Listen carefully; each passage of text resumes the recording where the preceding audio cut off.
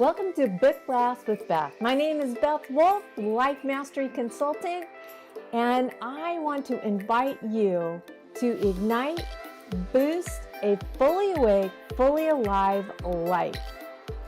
Do you ever wonder if you are making powerful decisions in your life? I know I have experienced that, and I have got a book blast for us with ideas and principles from an expert that is going to take us on a journey, and I want to invite you to come on this journey with me. Sometimes it's awesome to read books together. So let's draw some awesome principles out of the power of decision. Let's get this started, this fully awake, fully alive life right now.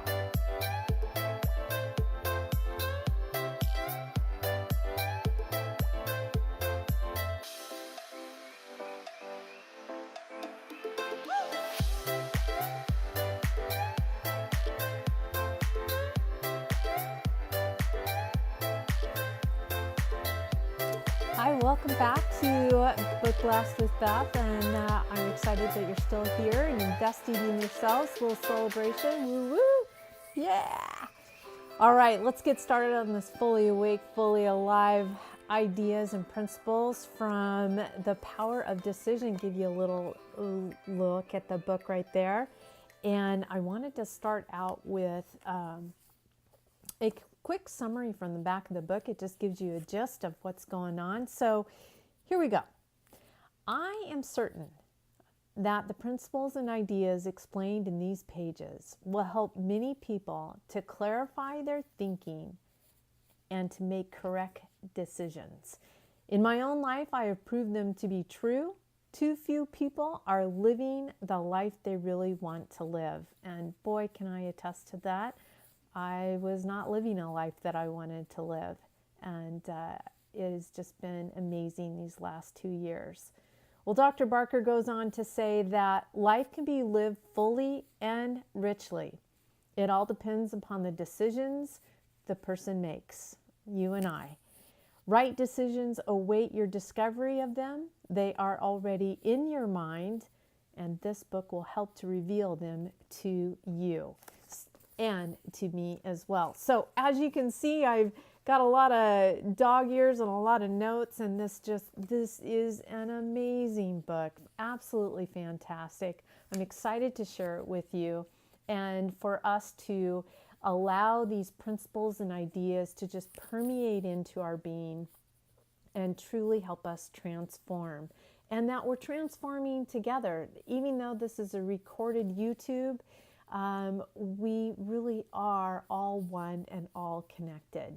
And as we get started, I just want to let you know that I've got this PowerPoint that I've made in front of me to just give me some notes and follow along. So you're going to see my eyes drift back and forth, that I make sure that I give you a real quality essence of this book and how much it's meant to me. Because there was times, and still is, that indecisiveness will occur in my life. And in the introduction, just in this book, if you've read it already, it even says in the introduction that indecisiveness can be a form of failure. And failure actually can be a great thing, because failure is a feedback system to us. It tells us, it's a reflection of what's going on. And even as I experienced in launching this YouTube video, I got to experience some indecisiveness, and it just started to unveil quite a bit about how I was going to basically blast out this ceiling of success. And with that, let's go ahead and get started with this book blast, The Power of Decision. And as we start with this first concept and chapter that he introduced, is that called the intelligence factor. And do you know that you are the result of intelligence? You know, one way that we have heard it said in America, if you are born and raised in the United States and hear from just the Bible, that we are truly fearfully and wonderfully made, that you are wonderfully made, that every newborn child is a result of intelligence. And as that, each one of us emerges into this world of possibility and flexibility, according to the words of Charles in this text, and that we are this intelligence in action. And my desire and intention is that not only do we come away from each YouTube video with a powerful affirmation blast that you can put on a 3x5 card, a Post-it, you can put it in your journal. I have my journal right here that I love to write in each and every day, and you can write it over and over again. But I also want to give you affirmation actions and encourage you to resonate in that feelings of being a true intelligence in action, that you become an expression of it, and that you become an evolution of this, that we are all evolving. And as we go through this book, I'm going to share a really fun documentary that I watched in regards to Laird Hamilton, the amazing surfer, and dive into a little bit more of that evolutionary process, because he was absolutely phenomenal when it came to evolving the sport of surfing and the different kinds of expressions of it. So going into that, perhaps some of you already watching this are aware that we have a conscious and a subconscious portion of our brains. The consciousness is like the gatekeeper, and the subconscious is this undercurrent that is all these programs that are written into us, these belief systems that we live by and may not really be aware of, and that we can use this intelligence, this universal mind, and all the ideas to form a life that we would truly love.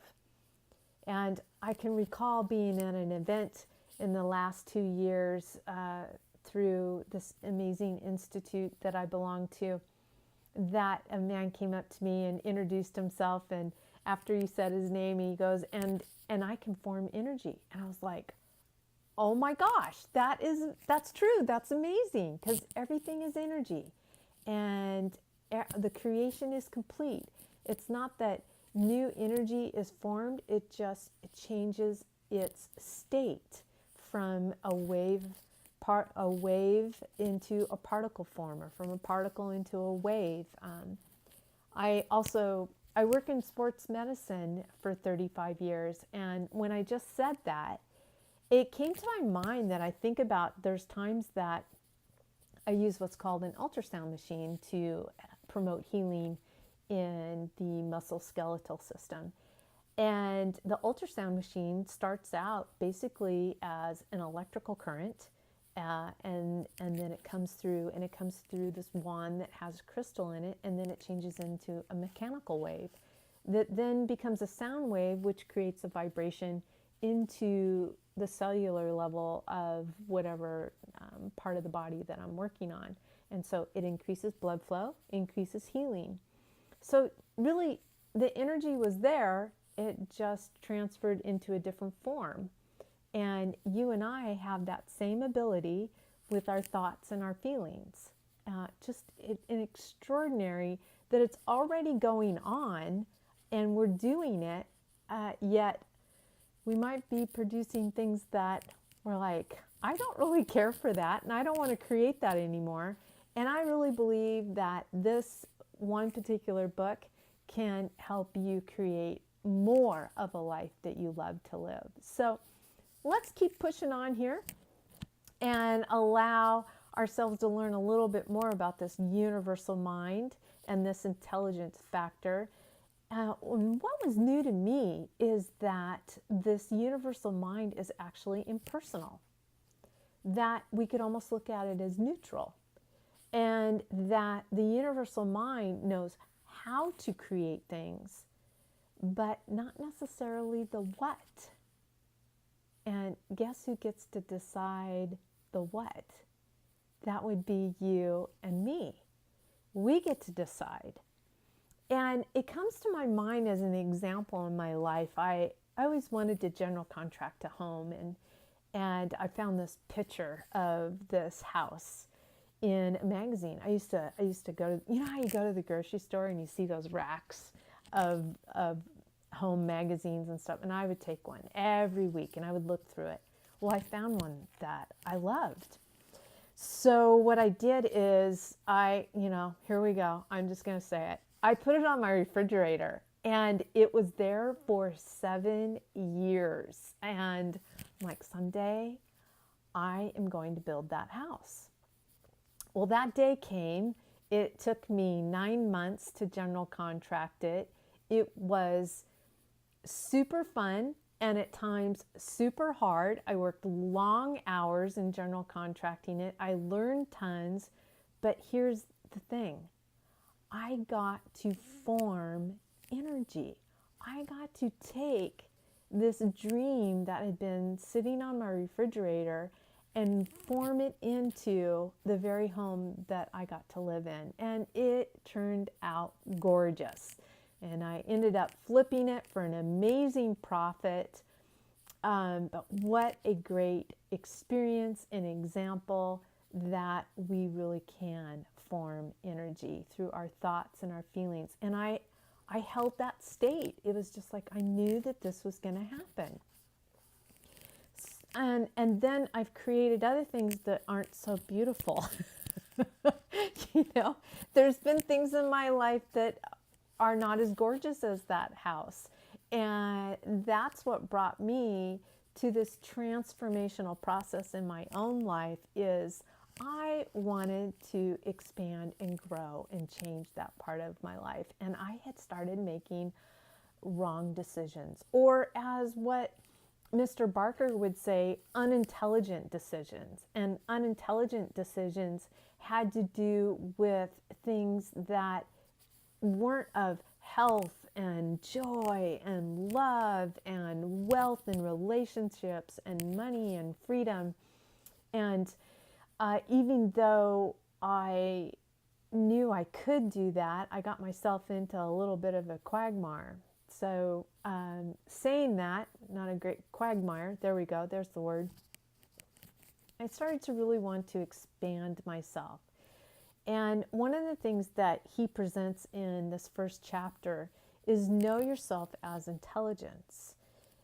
And in a different format, when he says that, it's not just about an IQ test or that you're really good at science or math, but it has to do with a full spectrum life, that it's an intelligence factor that includes all parts of life.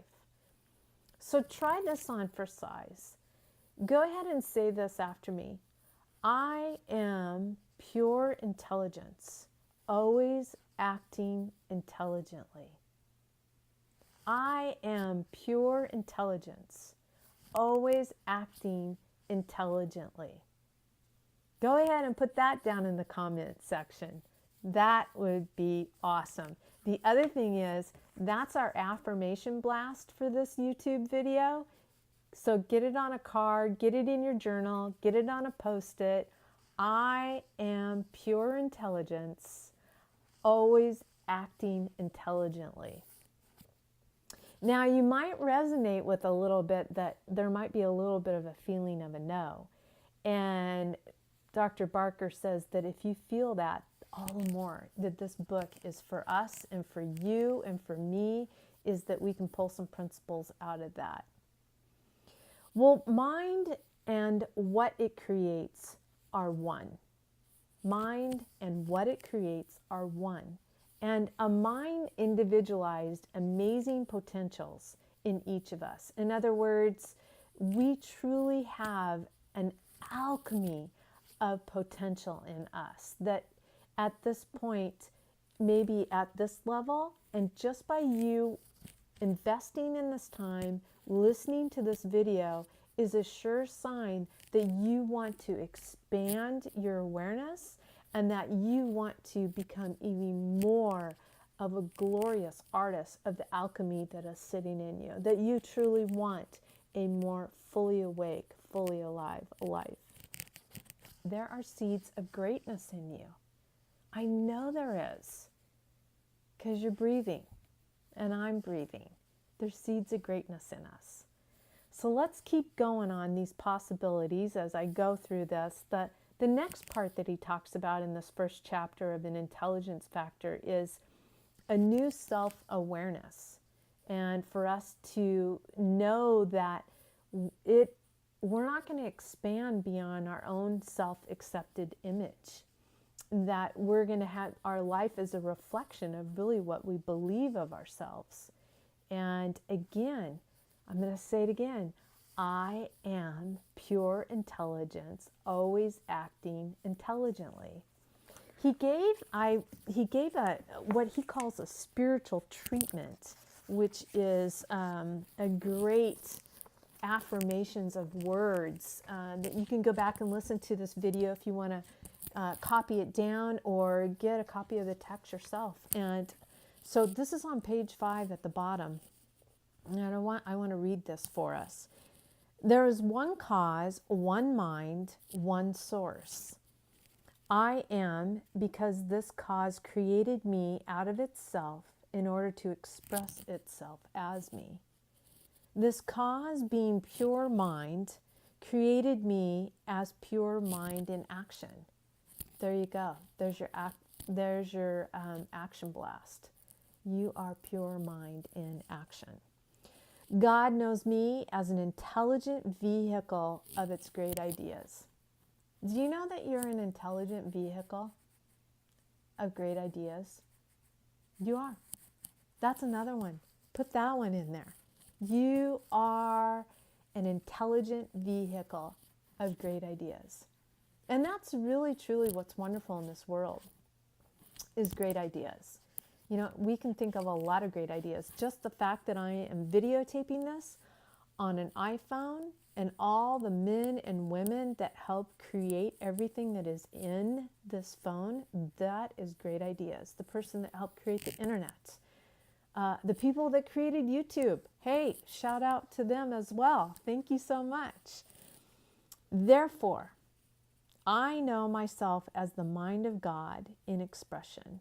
I am an alert, vital individualization of the infinite mind.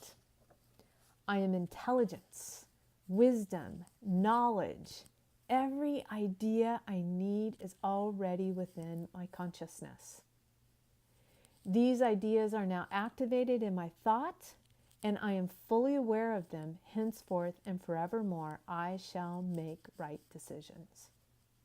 And that is an awesome spiritual treatment for expanding our self-accepted image. The seeds of greatness are in you and I, and we are pure mind in action. So put that one down in there. I am pure mind in action. Now, the next part of this text that we go through in the chapter 1 is he goes on to say no self-argument. And I fully admit that I read this portion of chapter 1 over and over and over again. And I'm still wrestling with it a little bit, and it might challenge you as well, because he says in here, have you and I done our best?